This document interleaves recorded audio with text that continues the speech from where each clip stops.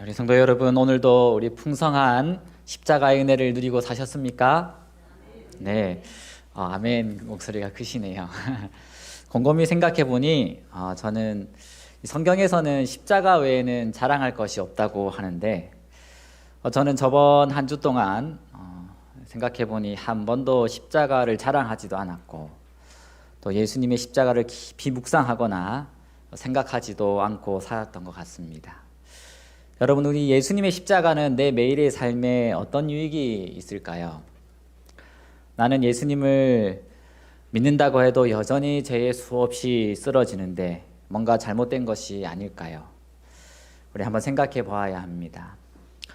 과연 나의 삶에는 이 믿음의 승리의 기쁨이 있습니까? 십자가의 능력을 매일 느끼며 살고 있는지 우리는 생각해 보아야 합니다. 이 그림은 요한복음 8장에 우리 모두가 참 좋아하는 사진입니다. 이 요한복음 8장에서 오늘 우리는 예수님의 중요한 질문과 대답을 또 생각해 보려고 합니다. 이 질문과 대답을 깊이 생각함으로 우리 일상의 삶에 십자가의 능력이 나타나게 되기를 간절히 바랍니다. 이 그림의 내용은 우리가 다 알지만 다시 설명하면 이렇습니다. 하루는 이 바리새인과 서기관들이 한 여인을 끌고 예수님께 왔습니다. 그리고 군중들 가운데 세우고 다음과 같이 말했습니다. 선생이여, 이 여인이 간음하다가 현장에서 잡혔습니다. 모세의 법에 보면 이런 여인을 돌로 쳐서 죽이라고 했습니다. 선생은 무엇이라 하겠습니까? 이 바리새인들과 서기관들은 알고도 하나님을 잔인한 하나님으로 잘못 제시하는 큰 죄를 짓고 있습니다. 만약 하나님이 정말 그렇게 말씀하셨다면 하나님은 정말로 잔인한 하나님이실 겁니다. 바리새인들은 율법을 그토록 중요시 여기고 서기관들은 성경을 필사하는 사람이었는데 모세의 법을 잘 알고 있는 사람이 이렇게 이야기하였습니다. 모세의 법에 실질적으로는 따르면 이 결혼한 여인과 남자가 이런 경우에는 둘 다 처벌을 받게 됐습니다. 그러니까 여인만 잡혀오는 것이 아니라 남자도 같이 데리고 와야 됐습니다. 그리고 고소는 누가 하는 것이냐면 바리새인과 서기관들이 하는 것이 아니라 이 여자의 남편이 하도록 되어 있었습니다. 결혼하지 않은 여인이 불가항력으로 이런 일을 당한 경우는 남자가 평생을 책임져야 하도록 했습니다. 그러니까 이 법은 사실은 여자를 보호하는 법인 것입니다. 증인도 분명히 두세 사람이 그곳에 있어야 했습니다. 한 사람도 안 됩니다. 그리고 돌로 칠 때는 누가 먼저 쳐야 됐냐면 증인이 먼저 쳐야 됐습니다. 여기에 끌려온 여인은 어떤 경우에 속하였는지 아무도 알 수 없었습니다. 그리고 모세의 어느 법에도 절차에 맞게 시행되지 않았습니다.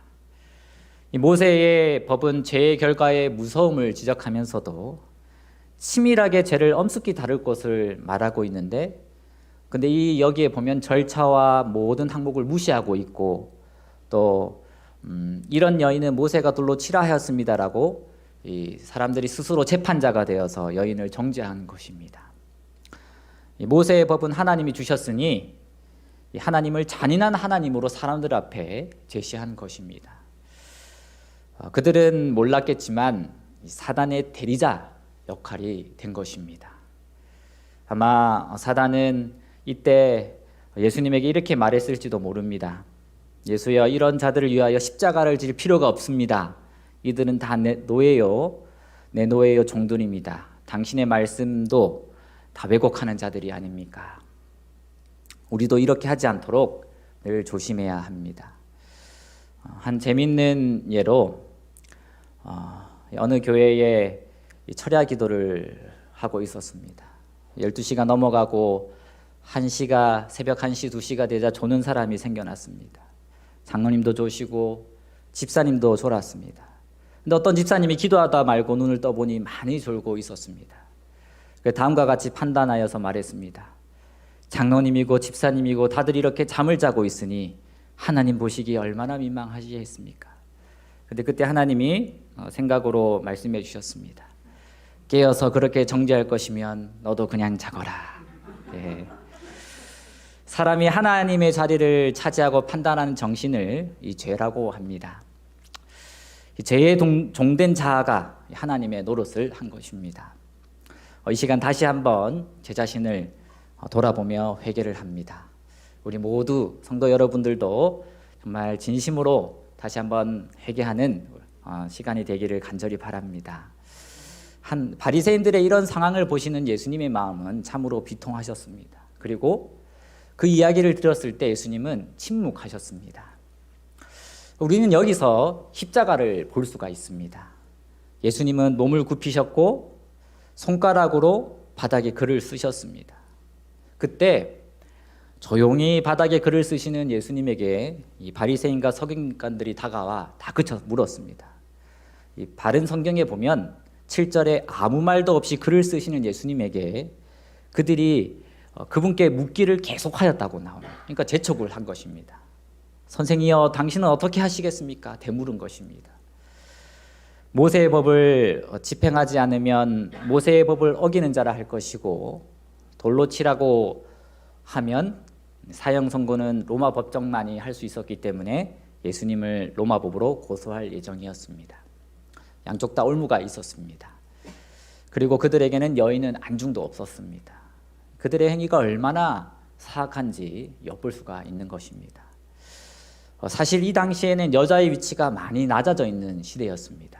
그래서 유대인들은 아침에 일어나서 기도할 때 여자로 태어나지 않은 것을 감사했다고 합니다.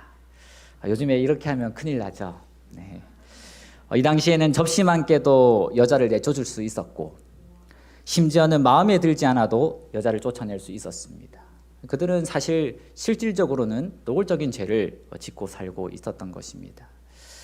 이것을 볼 때 얼마나 사람들이 죄를 사랑하지만 죄인은 싫어하는지 알 수 있습니다. 그래서 예수님은 글을 쓰시다 마시고 일어나서 말씀을 하셨습니다. 너희 중에 죄 없는 자가 먼저 돌로 치라. 이 모세의 법을 주신 분은 누구셨습니까? 바로 그 예수님이 이렇게 말씀을 하신 것입니다.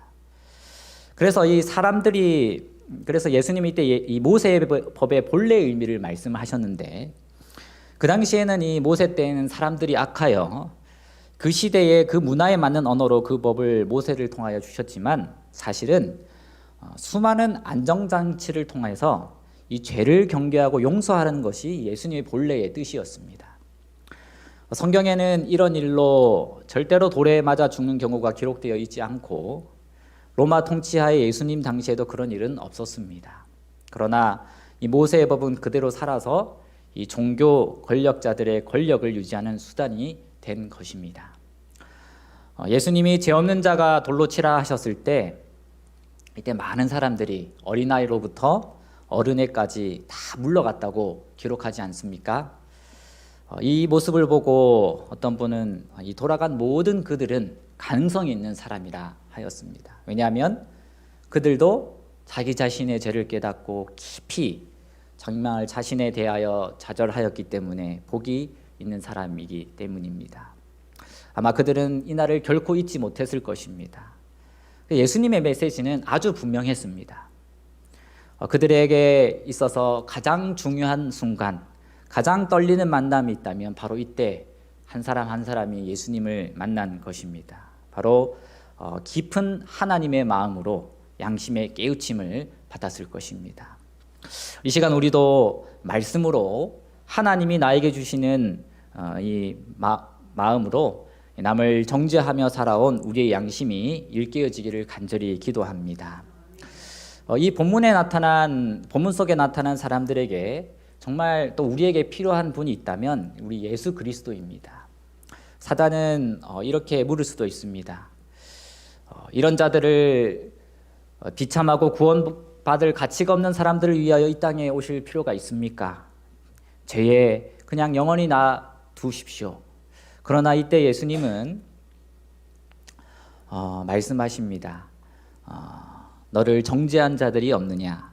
주님 없습니다.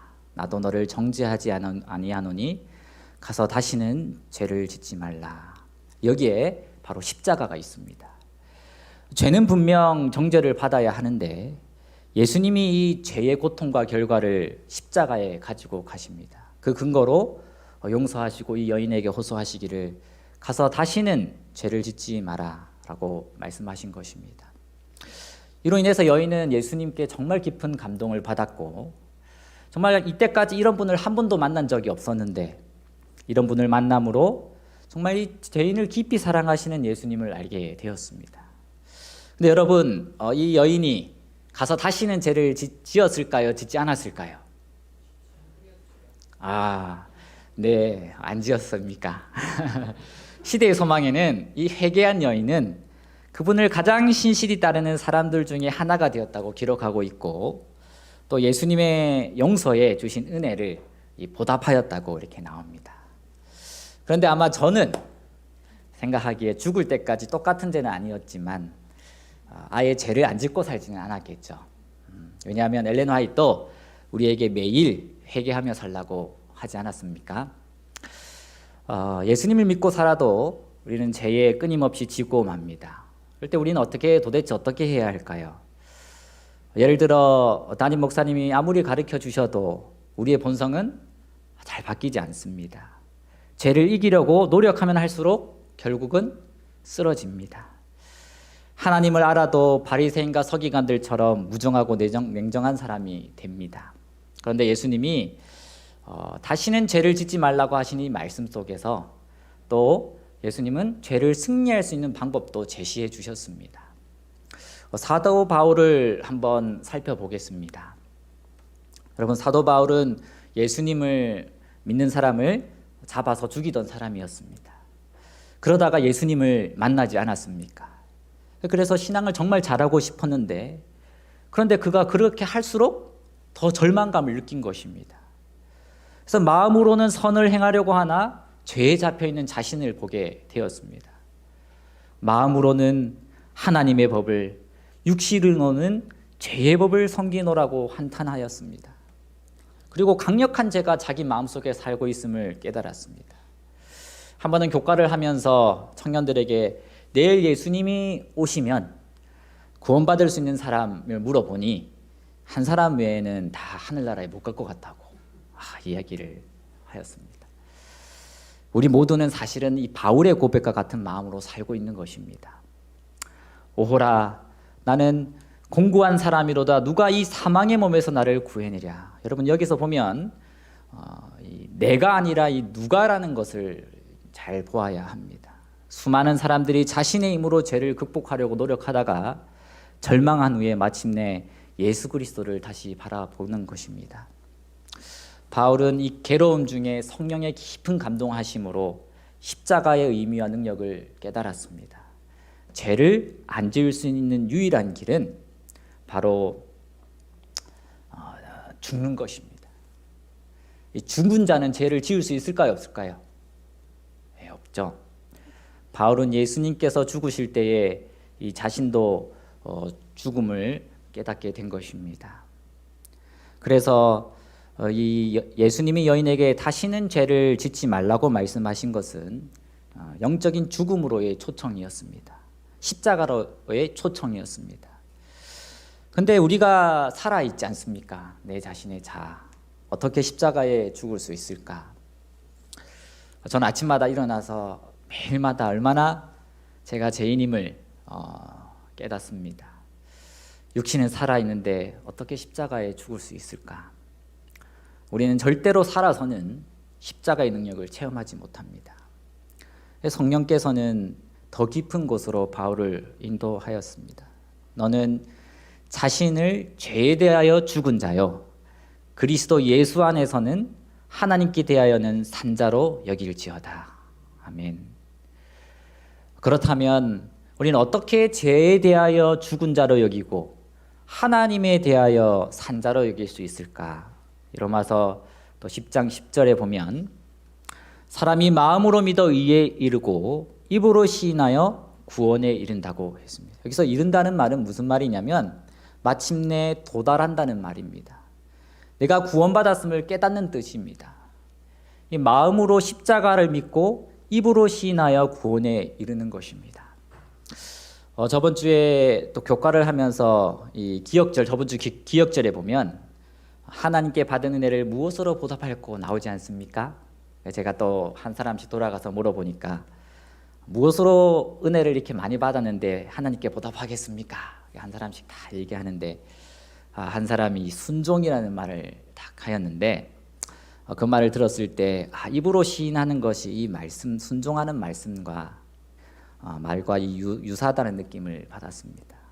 여러분 그렇지 않습니까? 시인한다는 것은 이 마음으로 십자가에서 내가 예수님과 함께 죽었음을 믿고 또 입으로 순종하고 또 시인하여 사는 것입니다. 매일 고백하며 사는 것입니다. 그러면 내 고백에 내 마음이 또 내 마음속에 새겨져 구원받았음을 우리는 확신할 수 있습니다. 한 이야기를 들려드리면 한 여자가 살고 있었습니다. 그 여자에게는 2명의 조카가 있었는데 이 여동생이 일찍 세상을 떠나고 난 다음에 그 조카를 맡아서 키우게 되었습니다. 이 여성분은 조카들을 딸처럼 생각하여 열심히 뒷바라지를 하였고 결혼도 포기하고 최선을 다해 키웠습니다. 정말 고생을 많이 했습니다. 이 2 조카가 사춘기가 되어 고등학생이 이제 되었는데 갈등이 시작되었습니다. 잘 키워보려고 하니 얼마나 잔소리를 많이 하게 되는지 큰 조카가 교회를 다니면서 더 큰 갈등이 심해졌습니다. 고모는 왜 쓸데없이 교회에 나가냐고 야단을 쳤습니다. 고모는 이렇게 너를 위하여 헌신하는데 왜 시간을 낭비하냐고 화를 내었습니다. 조카는 집에서부터 고모와 싸우고 또 교회 가서는 회개하는 이중적인 생활이 계속되었습니다. 아무리 고모 앞에서 참으려고 해도 결국은 폭발해 버리는 것이며 견디기는 해도 좌절이 반복되었습니다. 결국 그렇게 살 수 없는데 어떻게 해야 할지 몰랐습니다. 이제 그날도 교회에서 예배를 드리는데 이 주말 부흥에 오신 목사님이 십자가에 대한 설교를 하셨습니다. 여러분, 우리는 예수님과 함께 죽었습니다. 십자가에서 죽었습니다. 십자가는 우리와 함께 죽으신 십자가입니다.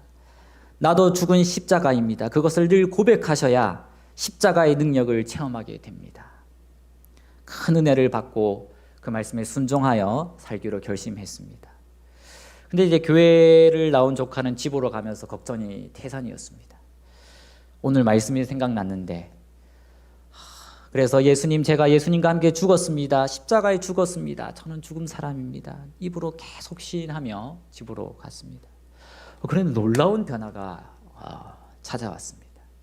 이 마음의 원한 자체가 사라진 것입니다. 소멸된 것입니다. 걱정 자체가 사라졌습니다. 집 앞에 당도했을 때 고모가 기다리고 있었고 고모는 큰 소리로 예전처럼 조카를 나무랬습니다. 그런데 조카가 처음으로 큰 소리를 외치는 고모가 전혀 밉지가 않았습니다. 주님, 제가 십자가에 죽었습니다. 이 마음속에 분노가 전혀 없는 것입니다. 그리고 그때 전에 보이지 않았던 이 고모의 흰머리가 보였습니다. 깊이 패인 주름도 보였습니다. 한없이 고모에게 감사한 마음 주체할 수 없을 정도로 넘쳐 흘러 정말 조카는 고모를 껴안고 울기 시작했습니다. 그리고 나를 키워주셔서 감사하다고 이야기를 했습니다.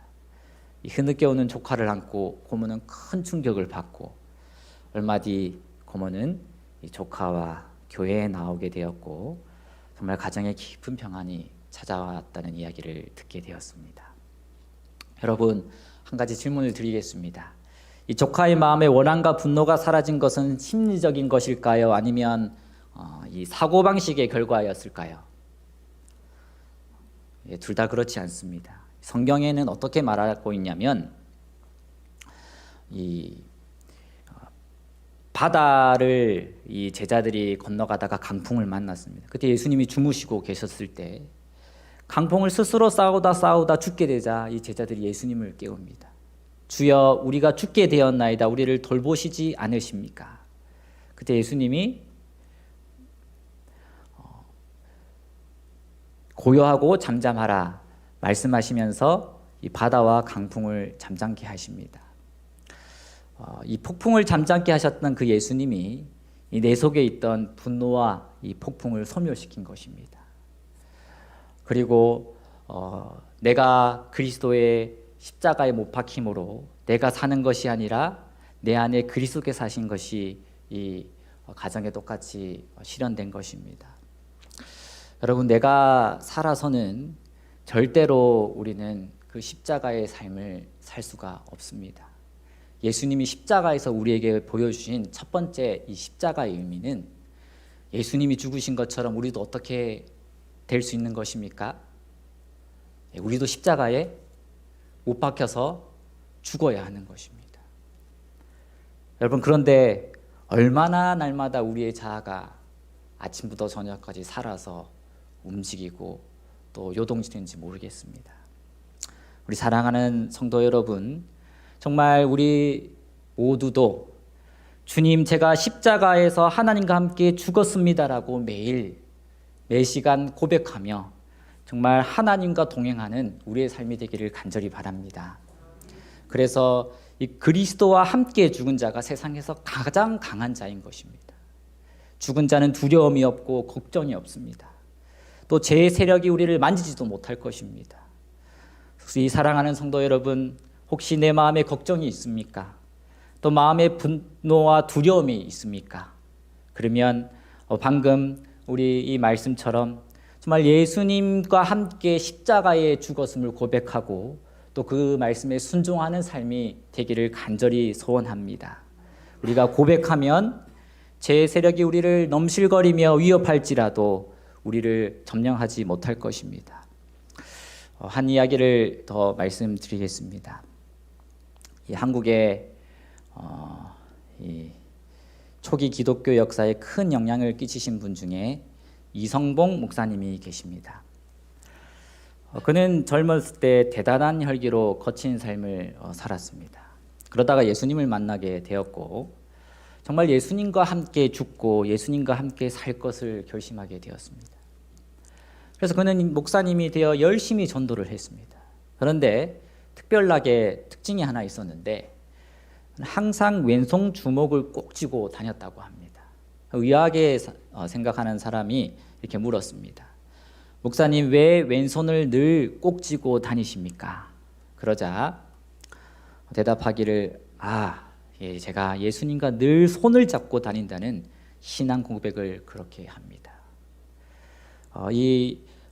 목사님은 이성봉 목사님은 매 순간 자기 자신을 하나님께 완전히 굴복하고 예수님과 동행하기로 매일 살기로 이렇게 결심한 것입니다. 그래서 이 이성봉 목사님은 한국의 무디라고 불릴 만큼 하나님을 강력히 전하는 이 전도자가 될 수 있었습니다.